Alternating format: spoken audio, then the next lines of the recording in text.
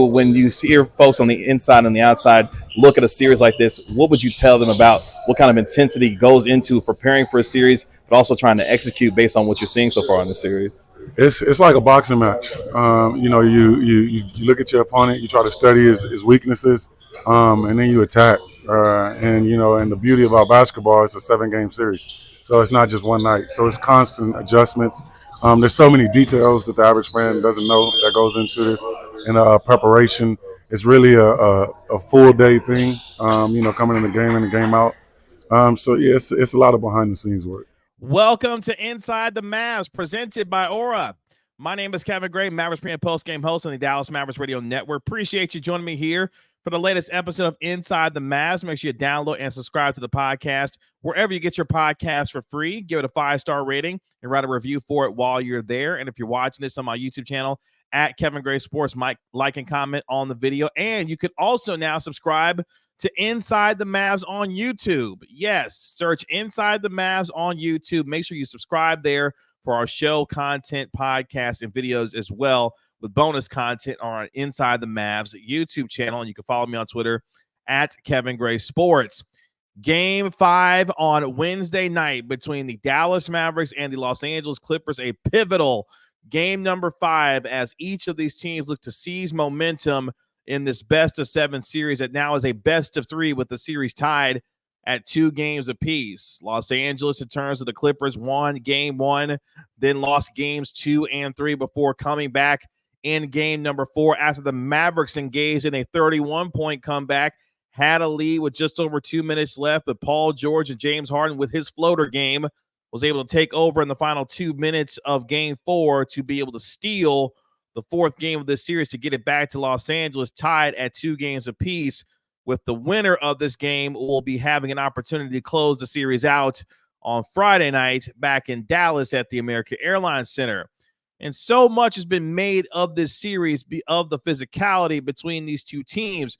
There's been a lot of chippiness so far through the first 4 games of this best-of-7, but both of these teams as evenly matched as the 4 games would suggest so far in this series. And for the Mavericks, good news for them, as Jason Kidd on Tuesday said, that Luka Doncic is probable for the game. Yes, he has a sprained right knee, but went through everything in terms of practice on Tuesday afternoon. So a good sign for Mavericks fans who are concerned, much like me, about the health of Luka Doncic moving forward for the rest of the series. He had his leg heavily taped with kinetic tape during practice, which if you follow me on Kevin Gray Sports, you saw that on my Twitter. And obviously for Jason Kidd, having a hopefully healthy Luka Doncic to go alongside Kyrie Irving will mean a better start for the Mavericks in game number 5, because that also has been a trend of this series so far for the Mavericks, not being able to get off to the kinds of starts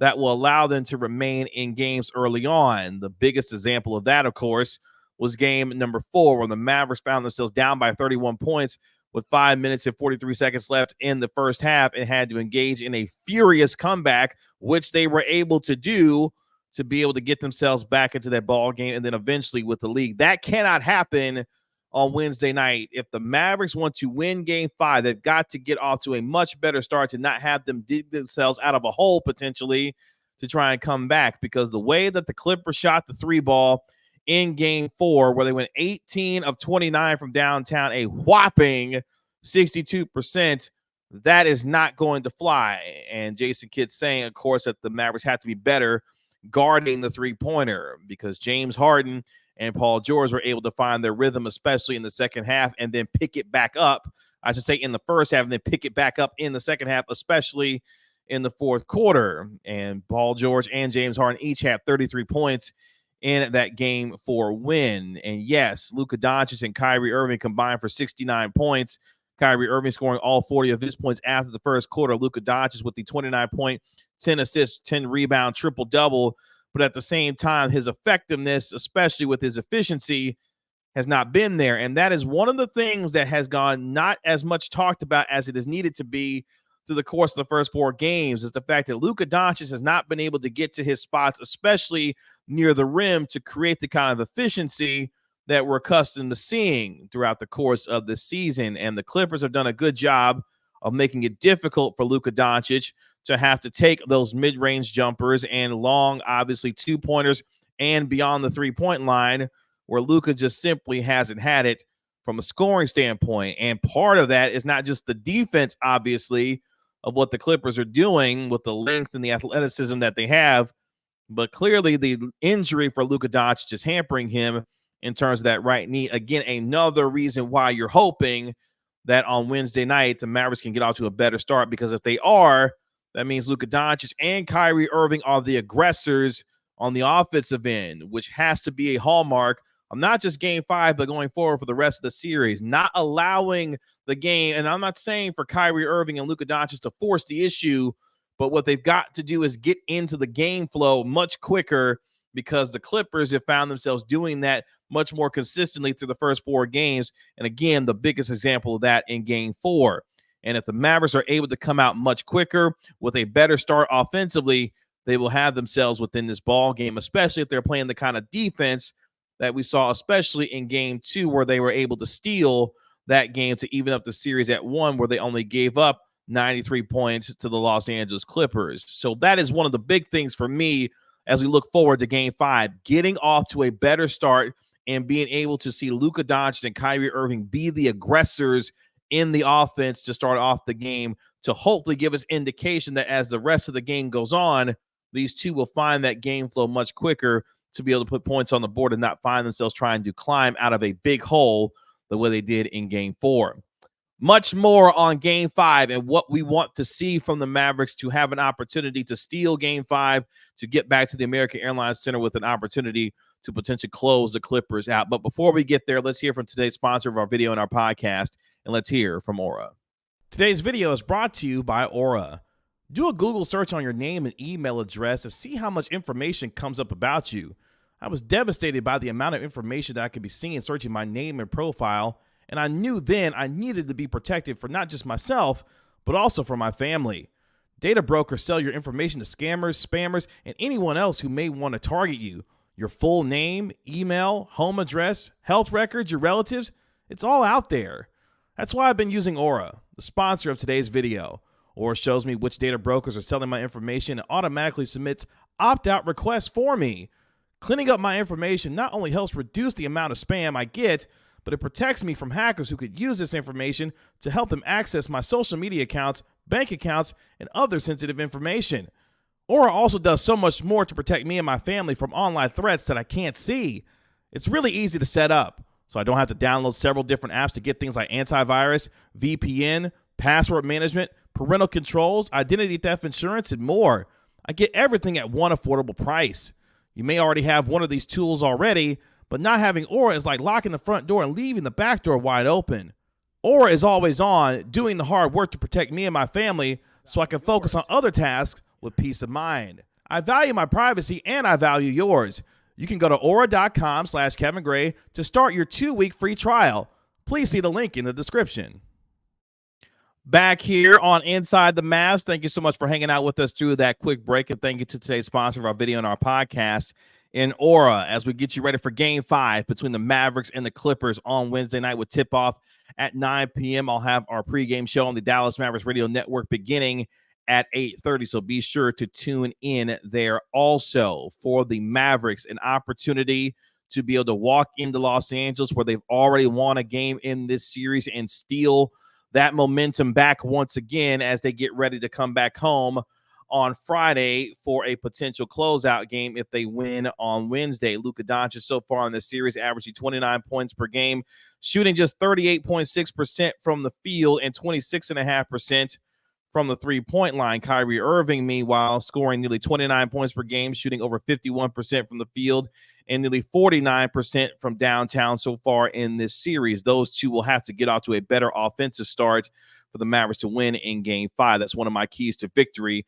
for Dallas in the 5th game of this series. On the other side of the balls, particularly on the defensive end, obviously, the Mavericks, who were absolutely devastated by James Harden and Paul George in Game 4, where they combined for 66 points, have got to find themselves being better at the point of attack when dealing with James Harden, who has been fantastic so far in this series, especially in Game 4, with his ability to get to the middle of the lane with his floater game, where he knocked 5 of 6 floaters in down the stretch and really killed the Mavericks, especially when you saw Luka Doncic, Maxi Kleber, and at times PJ Washington switched out on him. And there was a lot of criticism of Jason Kidd after Game 4 about the fact that he did not have Derek Lively II or Daniel Gafford in the fourth quarter, where they played a combined 1 minute and 50 some odd seconds in that fourth quarter. And repeatedly, James Harden got to his spot whenever he wanted to, and there wasn't much resistance keeping him from getting to his floater game, where you say, Kevin, James Harden was below 30% this season on his floaters. Well, he was killing the Mavericks in Game 4, and the criticism coming out of that game is that Jason Kidd did not bring in any size to deal with what James Harden was presenting down the stretch. Jason Kidd is going to remain committed to that. When he spoke with the media on Tuesday, Jason Kidd doubling down on the idea that, yes, he is going to live with James Harden taking those floaters versus those step-back three-pointers that he likes to take. And if you don't believe me, you can hear from Jason Kidd himself. Yeah, we're going to live with that. Threes hurt you or can beat you. Twos in this league don't beat you. Gives you an opportunity. We just got to make it tougher on him with the twos. We can't just lay or give him free layups. He's too good. So we have to do a better job on the ball with him. So if the Mavericks are going to continue with this strategy, they've got to be better at the point of attack when dealing with James Harden. And part of what made this series so compelling and what has made it compelling so far is the fact that we've seen at times the Mavericks be able to guard one-on-one, be able to get into passing lanes, and really force the issue when it comes to dealing with James Harden and this offense. And ironically, the Mavericks have won both games when Kawhi Leonard did play, but have lost both games without Kawhi Leonard in the lineup. Leonard has already been ruled out for Game 5 on Wednesday. But for the Mavericks, it's about making sure that they're making things difficult for Harden. And if you're going to live by this strategy, contesting the three-pointers that James Harden is going to make to ensure that you're utilizing your length and athleticism to deal with the shooters that the Clippers present. This is a Clippers team that shot 38% from three during the regular season, which was 6th in the NBA. So they're very capable of knocking down threes at an extremely high rate. What they cannot do is allow the Clippers to break them down in terms of dribble penetration and get into the lane. And Jason Kidd may need to make the adjustment of providing some size in the middle for the Mavericks not to get bludgeoned by the way that the Dallas Mavericks saw themselves get that way with James Harden driving in the middle, especially down the stretch. And you give Paul George credit as well in that fourth quarter. He hit that tough three-pointer over Derrick Jones Jr., who was draped all over him in that right corner, and that's something you just have to tip your cap to. But what you can control is the level of hopefully better execution when it comes to dealing with James Harden's ability to be able to get into the lane and then presenting itself with better rotation, but also just staying in front of Harden in that way. Much like how the Clippers have decided to continue to hunt Luka Doncic in those matchups, the Mavericks have to do a better job of providing help at times, but also making sure that Luka is participating in a way that it stays in front of Harden and being much better, which again brings into play the question about how healthy Luka Doncic is, because part of the fact of not just he had the 5 fouls in game number 4, which is one of the reasons why the Clippers decided to continue to attack Luka. They obviously saw how hobbled he was and his inability to stay within front of James Harden. That will be another key to victory for the Mavericks, their ability to deal with James Harden's ability to be able to get to the middle, get to his spot, but also making things difficult for him on the three-point line, because when he gets into offensive rhythm, you see how well he's able to facilitate, especially when he's getting into screen and roll action with Ivica Zubac. You saw that in game 1 for the Clippers. Zubac's ability to finish and punish the Mavericks at the rim, but also working that two-man game at times with James Harden. That cannot happen in game number 5. So for Daniel Gafford and Derek Lively II remaining out of foul trouble, remaining on the floor, and Jason Kidd maybe needed to make an adjustment to ensure that there's length and athleticism in the middle so that he can deal with the dribble penetration of guys like Paul George and James Harden to make sure that they're not getting easy buckets at the rim. And I don't expect the Clippers to shoot at a 62% clip in game number 5 from the three-point line. And if they do, you just have to tip your cap to them because of how well they're shooting the basketball at that point. But one of the things that I've continued to talk about before this series and obviously into this series is the rotations have to be strong for the Mavericks to be able to guard shooters and run them off the three-point line and force them into tough contested twos, because Jason Kidd clearly is going to live with James Harden and others getting those two-point baskets, but they cannot allow the Clippers to continue to bomb away from the three-point line like they did in Game 4 and at times so far in this series. If they can, this Mavericks team will find themselves in it in Game 5. Another thing that I want to see from the Mavericks in Game 5 that we've seen at times in this series is continuing to speed up the pace of the Los Angeles Clippers. And that may be easier said than done, because without Kawhi Leonard, you've seen the Clippers get up into a much more up and down free-flowing game that allows the ball movement to be much better and much crisper and more decisive in terms of what they want to do in terms of getting the ball into Paul George and to James Harden and working the two-man game between Harden and Zubac. And then for George's ability, he can get to the mid-range. He can knock down the three-pointer as well at an extremely high rate. So a difficult offensive player to deal with. And the type of matchups that we'll see with the Mavericks in terms of their defense, whether you see Derrick Jones Jr. or PJ Washington at the point of attack, that length and athleticism is going to be needed.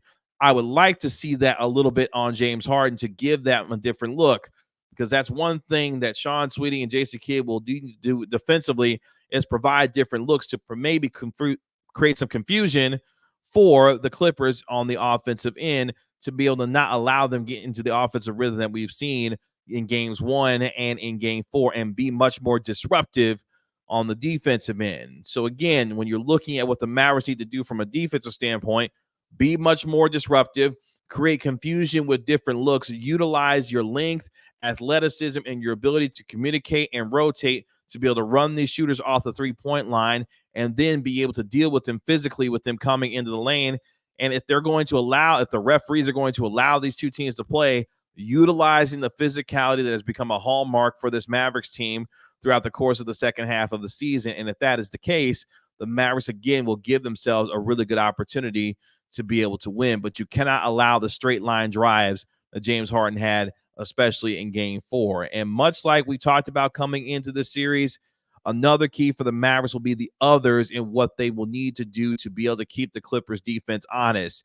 The Mavericks most likely won't have Tim Hardaway Jr. once again, who had a setback in practice. He was getting up in the up and down game, playing in some contact game as well, and had a setback apparently with that ankle sprain that he's been dealing with, and he'll be reevaluated as the rest of this series goes on. So I would not expect to see Tim Hardaway Jr. most likely in game number 5, which means the others, again, in Maxi Kleber, Josh Green, and others, are going to have to take advantage of their opportunities. And for Kleber and Green in particular, knocking down three-pointers to be able to provide not just scoring punch, but also open up things for Luka and Kyrie when they have the opportunities to do so, and command the respect of these Clippers defenders when it comes to knocking down outside shots, because PJ Washington is going to see plenty of corner threes. Derrick Jones Jr. is going to see plenty of corner threes as well.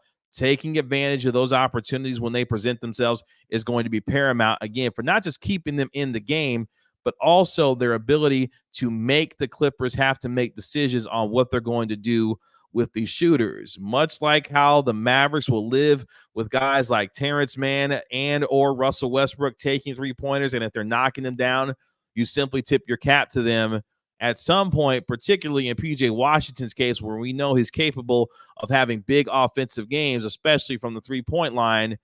The Mavericks will have to see if the Clippers will respect him enough as a shooter if he's consistently knocking down shots from the outside, especially from the corners. So again, offensively, take advantage of those opportunities if you're the other guys, and Josh Green, Derrick Jones Jr., PJ Washington, to be able to have this Clippers team respect you much more when it comes to your perimeter shooting.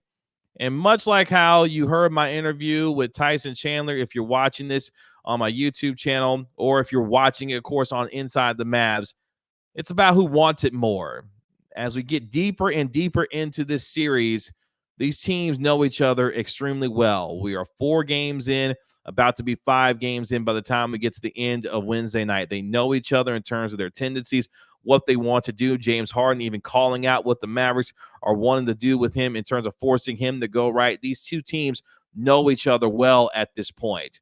who wants it more and who will come out of game 5 with more intensity, more desperation, and a willingness to put it on the line for an opportunity to have a closeout game on the road if you're the Los Angeles Clippers, or if you're the Dallas Mavericks, a chance to be able to give this home crowd at the AAC on Friday night reason to cheer all night long the way that they were able to in helping the Mavericks get that 31-point comeback, although it fell short in game 4, because this is the time of the year where you've got to lay it on the line in terms of your hustle, your effort, your energy, and your focus has to be there. You say, Kevin, it sounds awful cliche, but at this point of the year, it's been a long 82-game season. You've gone through injuries, bumps, and bruises.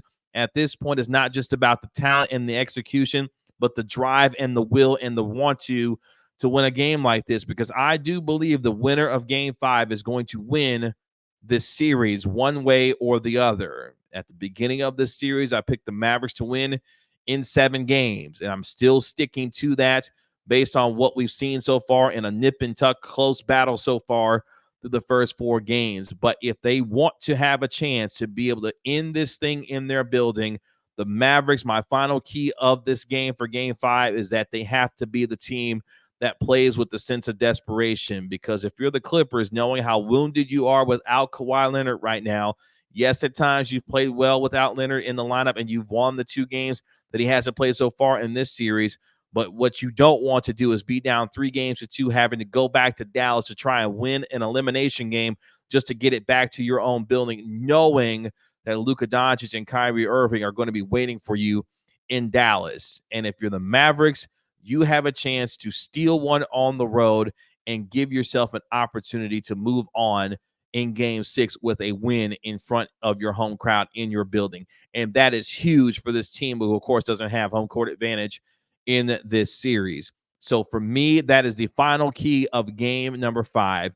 Which team will play with the more sense of desperation from the outset? I believe that the first 5 minutes of this game is going to tell me quite a bit about where these two teams are mentally in terms of their focus and their execution, and particularly for the Mavericks, what kind of start they get off to offensively, because that's going to be huge for their confidence and their ability to feel like they can stay in this game on the road. They've already won in that building. They know that they can do it in this series, and they will need to do it at least one more time in order to get this done in this series, whether it be in game number 5 or in game 7 back in Los Angeles. Either way, they need one more win in this building, I feel like, in order to be able to win this series. And if they can get it in game 5, it's going to set up one hell of a game 6 at the American Airlines Center. But those, for me, are the keys to victory when you look at what the Mavericks have got to do. Get off to a fast start, continue, and you have to run James Harden and Paul George off of the 3-point line, funnel them into your middle to allow your bigs and Daniel Gafford and also Derek Lively to be able to handle their business in the middle. The others for the Mavericks, whether it be P.J. Washington, Derek Jones Jr., Josh Green, knocking down threes at a consistent rate where they've been poor shooting the 3 so far in this series, to really give you confidence that this Mavericks team offensively is locked in, especially from downtown, and to command the respect of the Clippers on the defensive end. And then defensively, for the Dallas Mavericks, it's all going to be about how they deal with James Harden and the health of Luka Doncic and what he looks like in this game. If they are able to guard individually one-on-one and be able to stay home on these defenders, that gives you a really good sign and idea that the Mavericks are not only healthy in terms of Luka Doncic and what you're looking at, but also this team is able to utilize what they can individually to be able to be better on the defensive end. There's going to be a lot of things that come into play in game 5, but for me, those are the things that the Mavericks have got to do in order to win this game, to give themselves a chance to be able to go home with a win in game 6. And if they do, they're going to find themselves in this game in the fourth quarter. And what we saw in game 2, where they were able to steal it on the road, the defense, the hustle, the energy, and the timely shot making that they got to be able to steal that road game, they're going to need that in game 5 on Wednesday. If they do, they will come out of Los Angeles with a really good shot of winning to get back to Dallas on Friday night. Again, tip-off will be at 9 p.m. in Los Angeles on the Dallas Mavericks Radio Network. I'll get you ready with the pregame show beginning at 8:30 p.m. All those keys and more are going to be paramount for the Mavericks as they look to steal Game 5 to go up 3-2 before coming back to Dallas on Friday. That'll do it for this episode of Inside the Mavs. Again, thank you so much for joining me here on Kevin Gray Sports here on YouTube. Also, don't forget, if you want more Inside the Mavs coverage of the Dallas Mavericks, please subscribe to Inside the Mavs on YouTube. And also, you will see bonus content, interviews, also additional podcasts and everything on our Inside the Mavs YouTube channel. And make sure you subscribe and like and comment on any videos and everything that you see there. Again, search Inside the Mavs on YouTube and subscribe to our newest YouTube channel in terms of Inside the Mavs. You can find me on Twitter at Kevin Gray Sports, and also like and comment on this video and download and subscribe to the Inside the Mavs podcast wherever you get your podcast for free. Give it a 5-star rating and write a review for it while you're there. My name is Kevin Gray, Mavericks pre- and post-game host on the Dallas Mavericks Radio Network. We'll talk to you later. Peace.